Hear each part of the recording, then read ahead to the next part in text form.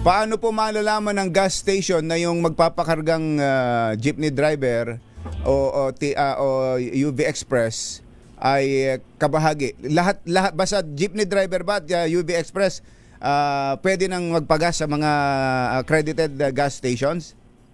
Opo, ang ginawa po natin, maganda po ang programa in tandem with DOE and Land Bank. No? Meron po tayong application, phone application po doon.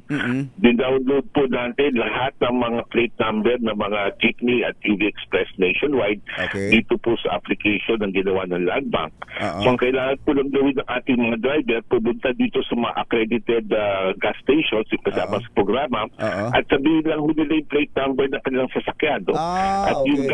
yung gas boy na po, tinuruan na po sila, ita-type in lang po yung plate number, malalaman na po ang natitirang discount, no? Kung magkano pa ang discount na pwede kunin ng ating driver. So merong app ang mga gas station. Yung mga driver ho ba meron ding app na ipapakita?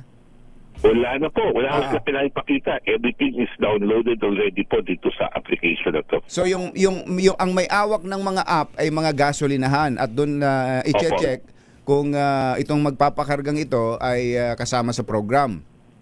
Opo. Mga gaano ho kadalas everyday ba magpapakarga yung driver lagi siyang may 10 pesos discount per liter? Opo, a maximum 30 liters a day. Tapos yun ang pinagbabasihan ng ating 10 peso discount. So pag basta maka 30 hanggang 30 litros po, plus meron kang 10 peso discount from there.